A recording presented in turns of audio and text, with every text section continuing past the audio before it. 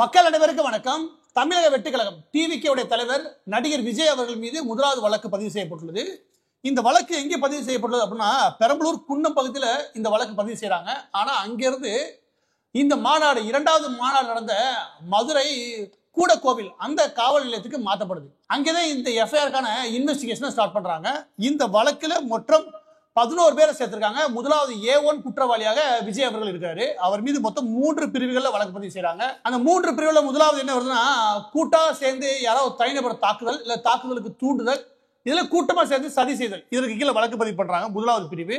இதுல எது பொருந்தது அப்படின்னா, கூட்டமா சேர்ந்து ஒருத்தர் போட்டு அடிக்கிறது, இல்லாட்டி அடிச்சு அவனை காயமுறுத்தல் மட்டும் கிடையாது, அவனுக்கு உயிருக்கு ஆபத்தான நிலைமைக்கு தள்ளுறது. இதை பொறுத்த வரைக்கும் ஒரு நான் பெயிலபிள். இது யார் மீது பதிவு பண்றோம்னா, 10 பவுன்சர்கள், அதாவது விஜய் ரேம்ப் வாக் போனார் இல்லையா, அந்த ஸ்டேஜ்ல இருந்து 10 பவுன்சர்கள், அதோட சேர்த்து விஜய் தான் A1 குற்றவாளி.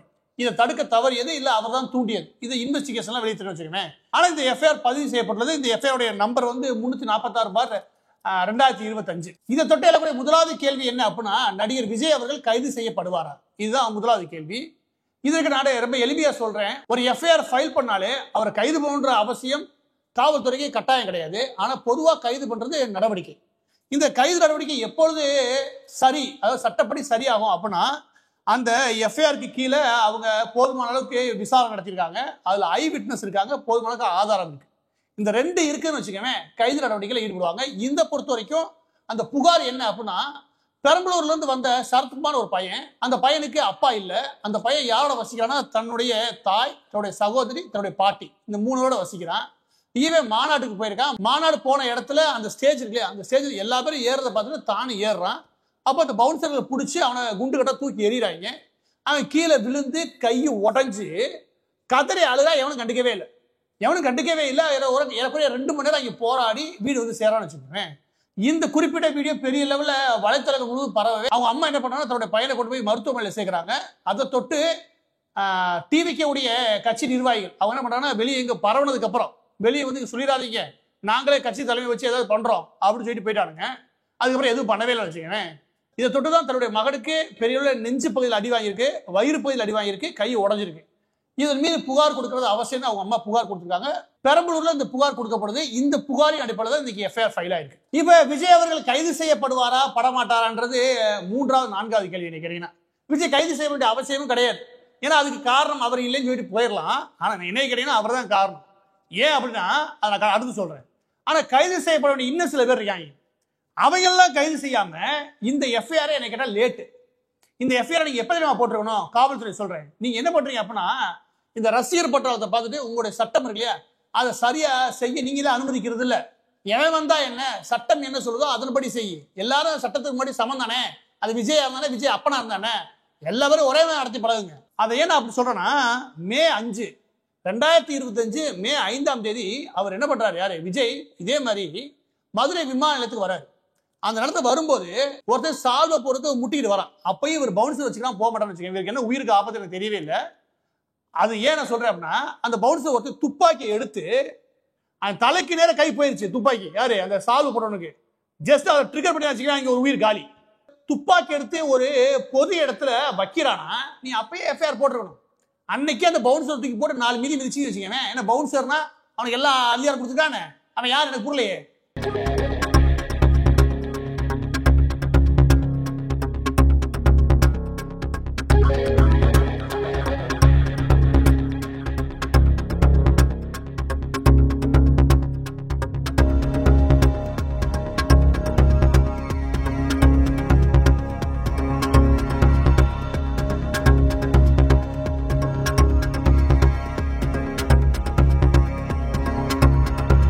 பவுன்சரா வரவனுக்கு அவனை பாதுகாப்பா கொண்டு போறது மட்டும் தான் வேலை. ஊர்ல எல்லாத்தையும் கையை நீட்டி அடிக்கிறதுல அவனுக்கு அதிகாரம் கிடையாது. அவனுக்கு எவன் அதிகாரம் கொடுத்தது? காவல்துறை அடிக்கிறதுக்கு அதிகாரம் கிடையாது. இவன் என்ன கையை நீட்டுறதுன்னு கேட்கிறேன். இவன் விஜயோட வரையில என்ன நினைச்சிட்டாங்க, எவனை வேணா அடிக்கலாம், ரசிகர் தானே, 4 மீதி மிதிச்சா கூட வாங்கிக்குவாங்க நினைச்சாங்க. அவன் வாங்கிக்குவாங்க. சட்டம் சும்மா இருக்காது. அவனுக்கு வெக்கம் சூடு சொரணம் எதுவும் கிடையாது. போயிட்டு வந்து எங்களை விஜய் விட்டு கொடுக்க மாட்டேன், ஒருத்தன் பேட்டி கொடுக்கேன். அடேங்க அப்பா, ரொம்ப முக்கியம்டா. உன்னை நாயை தூக்கி போற மாதிரி தூக்கி போடுறான். இதுல ஈவே ராமசாமி சுயமரியாதை அது இதுன்னு எதை பேசுறீங்க? தூக்கி போறேன் பவுன்சர், அதை எதிர்த்து உன்னால பேச முடியல. நீ போனது ஓகே, நியாயம் இருக்குது. போய் ஒருத்தர் உன்னை தூக்கி குண்டு கட்டா தூக்கி எறிறான், ஆஹா நான் விஜய் விட்டு கொடுக்க மாட்டேன், இந்த அளவுக்கு இருந்துட்டு போ. ஆனா சட்டம் இருக்க வேண்டிய அவசியம் கிடையாது. எனவே முதலாவது எஃப்ஐஆர் எங்க நீங்க ஃபைல் பண்ணிருக்கணும், இந்த பவுன்சர் மீது. விஜய் பக்கத்துல கூட பவுன்சர் இருக்காங்க, அவங்க எல்லாம் ரொம்ப திமிர் பிடிச்சு ஆடி இருக்கானுங்க. அவங்க மீது நீங்க தவற விட்ட ஒரு எஃப்ஐஆர் ஒன்று இருக்கு. அது மே 5ஆம் தேதி விமான நிலையத்தில் துப்பாக்கி எடுத்து நிப்பாட்டுறது. அதுக்கே அவங்களை எஃப்ஐஆர்ல தூக்கிட்டு போய் உள்ள வச்சு 4 கும்மி இருந்தீங்கன்னா பவுன்சர்ல ஒழுங்கா இருந்திருக்காங்க.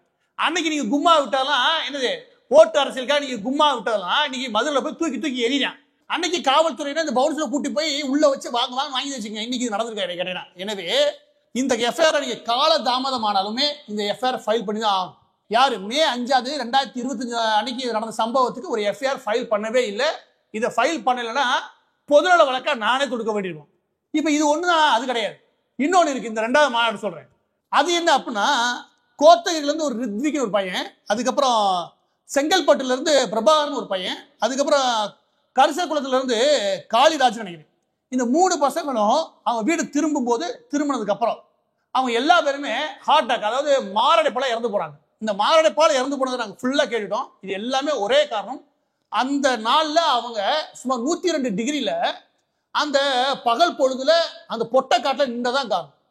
டாக்டர் எல்லாரும் என்ன சொல்றாங்க அப்படின்னா 15 to 20 நிமிஷம் நீங்க இந்த 102 டிகிரி வெயில் இருந்தாலே நெஞ்சில படபடப்பாயிரும். அதுக்கு காரணமே இதய துடிப்புல அது அதிகமாக ஆரம்பிச்சிடும். ஏன்னா அந்த டெம்பரேச்சரை அதனால மேனேஜ் பண்ணி ஆகணும். அதுக்கு பெரிய லெவல்ல ஃபுல் கெப்பாசிட்டியில ஒர்க் பண்ண ஆரம்பிக்கும். இந்த நேரத்துல நீங்க போதுமான அளவுக்கு பாதுகாப்பான இடத்தை நோக்கி நகரலைன்னா அது கூடுதலா உங்க உடல்நிலையை மோசமாக்கி சீக்கிரமா நீங்க ஹீட் ஸ்ட்ரோக், அதாவது அந்த வெப்பத்தினாலேயே உங்களுடைய இதயம் அரெஸ்ட் ஆகி அதுக்கப்புறம் அது ஹார்ட் அட்டாக்கா மாறக்கான வாய்ப்பு உண்டு. எனவே இதுக்கு முழுக்க காரணமே அவங்க அந்த வெயில் இருந்ததுதான். இப்ப இந்த வெயிலுக்கும் விஜய்க்கு என்ன சம்பந்தம் இருக்கு? எந்த சம்பந்தம் கிடையாது அப்படின்னு சொல்லலாம். ஆனா விஷயம் புரிஞ்சுக்கோங்க, எந்த ஒரு நிகழ்ச்சியுமே ஏற்பாட்டாளர்கள் ஒண்ணு பந்தல் போடுவாங்க, இல்ல இந்த மாதிரி அரசியல் நிகழ்ச்சி இல்லைன்னு வச்சுக்கோங்க, நிகழ்ச்சியை 4 மணிக்கு மேல வர சொல்லுவாங்க. அதாவது 3 மணிக்கு அப்புறம் தான் வர ஆரம்பிப்பாங்க. ஆனா விஜய் தன்னுடைய அரசியல் லாபத்துக்காக என்ன பண்றாரு, 10 மணிக்கு எல்லாரும் வர சொல்லிட்டாரு. இவர் 4 மணி, அதாவது வெயில் தாழ்ந்ததுக்கு அப்புறம் வராரு. ஆனா அவங்கள ஃபுல்லா வர சொன்னதுனால இந்த 3 மரணத்துக்கு நேரடி காரணம் அவங்க எல்லாம் நிக்கட்டும், நம்ம கெத்து காட்டும் நினைச்சாரு. அதுதான் நீங்க நிகழ்ச்சி நடத்தக்கூடிய நபர்கள் அவங்களுக்கு உரிய நேரத்தை சொல்லல. அதனாலதான் இந்த ஹார்ட் அட்டாக்ல 3 பேர் இறந்து போறாங்க. 3 பேர் தெரியுது, இன்னும் எத்தனை பேர் இறந்தாலும் தெரியல. இந்த இடத்துல ஒரு கேள்வி நியாயமா எழுப்பப்பட்டுச்சு. என்ன அப்படின்னா, எங்க பசங்களை கேட்டாங்க, இப்ப உள்ள போறாங்க, ஒரு ஆக்சிடென்ட் நடக்குது, அதுக்கு எப்படி அவங்க காரணம் ஆவாங்க? இந்த இடத்துல இன்னொரு எடுத்துக்காட்டு சொல்றீங்க. என்ன அப்படின்னா, ஜெயசூர்யான ஒரு பையன் புதுக்குடியில இருந்து, அந்த ஜெயசூர்யான்ற பையன் இதே மாடுக்கு போனா, போயிட்டு ரிட்டர்ன் வரும்போது பைக் ஆக்சிடென்ட்ல இறந்து போறான்.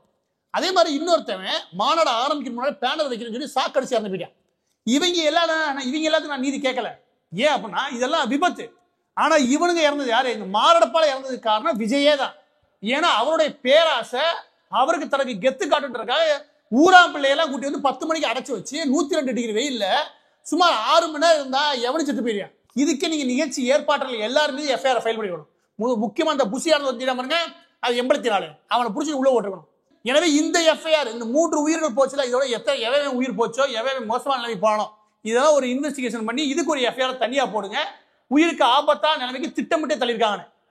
வெறும் இந்த பிரியாணி கடைக்கு விளம்பரம், அதுக்கு கூட்டம் கூடிருச்சு. கோயம்புத்தூர்ல நினைக்கிறேன், பிரியாணி இலவசம், இது 6 பிரியாணி சாப்பிட்டா 1 லட்சம் ரூபாய் ஏதோ பரிசு சொல்ல அங்கே கூட்டம் கூடிருச்சு. அதுக்கே அந்த உரிமையாளர் மீது எஃப்ஐஆர். உரிய ஏற்பாடு செய்யலைன்னு, உரிய ஏற்பாடு செய்யணும், எஃப்ஐஆர் போட்டாகணும். இதே மாதிரி 10 ரூபாய்க்கு பிரியாணி அதுக்கு கூட கூடிருச்சு. நம்ம ஊர்ல பிரியாணிக்கு நம்ம ஊருக்கு அறிவே கிடையாது. பிரியாணி எங்க போட கிளம்பிடான்னு வச்சுக்கோங்க. அந்த பிரியாணிக்கு கூட்டம் கூட்டதுக்கு அவன் மீது எஃப்ஐஆர். பிரியாணி கூட்டத்துக்கே இந்த எஃப்ஐஆர்னா, நீ இவ்வளவு பெரிய கூட்டத்தை கூட்டி 10 மணிக்கு வர சொல்லி சாகுற வெயில நிப்பாட்டிருக்கா, அதுக்கு எஃப்ஐஆர் போட்டுதான் ஆகணும். இதே சட்டம். இதற்கடுத்து விஜய் மீது மட்டும் கிடையாது. இந்த பாருங்க, ஒழுக்கமா வரலைன்னா ஊர் அடிச்சுதான் திருத்தும். எப்படி ஒழுக்கமா வளர்க்க முடியலன்னா ஊர் நாள் அப்பதான் பிள்ளைகளை திருத்தும். இது வேற வழியே கிடையாது. அதுக்கு ஒரு சிறந்த எடுத்துக்காட்டு ஒருத்தருக்கான், அவனை நான் போடுறேன். அவன் மீது எஃப்ஐஆர் நீங்க போடல. முதலமைச்சர், நம்ம 1008 கருத்து வேறு, சண்டை 1000 போடலாம் அரசியல் ரீதியாக. ஒரு முதலமைச்சரை வந்தா வெட்டி வேண்டியான், துணை முதலமைச்சர் வந்தா மண்டையை புழக்கிறதுக்காக வெட்டி வேண்டியான். இவை யாரு? தமிழை வெட்டி கழகத்துக்கு வந்தவன். அவனை பேச விட்டவன். இந்த மாதிரி பேசலாம்ன்றதை எங்க நீங்க அனுமதிக்கிறீங்க? 84 யாரு ஆனந்து, உன்னை இது மாதிரி எவனா சொன்னா விடுவியா? இந்த வீடியோ பாருங்க. இவன் மீது என்ன இதுக்கு இன்னமும் நீங்க எஃப்ஐஆர் ஃபைல் பண்ணாம இருக்கீங்க? அது பிரமாண்டமா இருக்கு, சிறப்பா போயிட்டு இருக்கு, தரமா இருக்கு. எங்க ஓட்டு ஃபுல்லா விஜய் எனக்கு மட்டும்தான். ஸ்டாலின் வந்தா நாட்டி விடுவோம். அந்த உதயநிதி ஸ்டாலின் வந்தா மண்டலே விட்டு விழுவோம். சூடா சுண்டலு, விஜய் தம்பி ஃபுல்லா மெண்டல் கொடூரமா அவன் பேசுறத பாத்தீங்களா? அதாவது முதலமைச்சர் வந்தாலும் வெட்டுவேன், துணை முதலமைச்சர் வந்தாலும் தலையிலே வெட்டுவேன். அதோட சேர்த்து ஒரு வசனம் வேற, சூடா சுண்டலு, விஜய் தம்பிகள்லாம் மெண்டலு. ஆகா, அதனால சொல்றேன், ஒழுங்கா வளர்ப்பு இல்லையா, ஊர் கூப்பிட்டு வச்சு அப்ப அப்படி திருத்தினாதான் உண்டு. இவங்கள இது என்ன தைரியத்துல, எனக்கு புரியவே இல்லை, என்ன தைரியத்துல இவனை ஒரு பொது இடத்துல, முதலமைச்சர் மட்டும் கிடையாது, இவ்வளவு திமிரா பேச முடியுது? இந்த மாதிரி நபர்களை நீங்க சின்ன பையன் அவ்வளவு விடணும் அவசியம் கிடையாது. நாலு அப்ப அப்படிதான் திருத்தணும். 4 பேருக்கு அப்படின்னு வச்சுக்கவேன், 4 பேர் திருந்தியான். இது நாடா இல்ல வேற என்னமா? இவன் இஷ்டத்துக்கு என்ன வேணா பேசுங்க, இவன் இஷ்டத்துக்கு என்ன நடந்துருவாங்க, இன்னைக்கு இப்படி பேசுவாங்க, நாளைக்கு வேற ஒருத்தர் பேசுவாங்களா? நான் கேட்கிறேன். எனவே பதிவோட இறுதியாக நான் சொல்ல வேண்டிய விஷயம், எஃப்ஐஆர் ஃபைல் ஆயிருக்குது, ஆனா இது காலதாமதம். ஏற்கனவே நீங்க விமான நிலையத்துல துப்பாக்கி எடுக்கும்போது ஒரு எஃப்ஐஆர் ஃபைல் பண்ணிருக்கணும். இந்த 3 உயிர்கள் போனதுக்கு காரணம் இவங்க தான் சொல்லி அந்த நிகழ்ச்சியை ஒழுங்கா ஏற்பாடு பண்ணல. ரசிகர்கள் திட்டமிட்டே வந்து அங்க வதக்கி சாகும் நிலைக்கு தள்ளியிருக்கானுங்க. அதுக்கு ஒரு எஃப்ஐஆர் ஃபைல் பண்ணிருக்கணும். முக்கியமாக இந்த லாஸ்ட் ஒருத்தர் காமிச்சல, அந்த மாதிரி ஏகப்பட்டவே தெரிஞ்சா வச்சுக்கவேன், அரை குறையா அவனை ஃபுல்லா முடிச்சு தனித்தனியா எஃப்ஐஆர் போடணும். இது எல்லாம் எதுக்குன்னா, இங்க சட்ட திருப்படி தான் ஆட்சி நடக்குது. உன் இஷ்டத்துக்கு கூட்டம் கூட்டினா என்ன வேணா பேசுன்னு அர்த்தம் ஆகாது. நாட்டுல சட்டத்தின் ஆட்சி நடக்குது. சட்டத்துக்கு முன்னாடி எல்லாரும் சமம். அது விஜயா இருந்தானே, விஜய் அப்பனா இருந்தானே, எல்லாருக்கும் ஒரே சட்டம் தான். எனவே இதன் மீதும் காலதாமதம் இல்லாம காவல்துறையிட உரிய நடவடிக்கை எடுக்கணும். இல்லைன்னு வச்சுக்கவேன், தனியார் நீதிமன்றத்தை நடவடிக்கை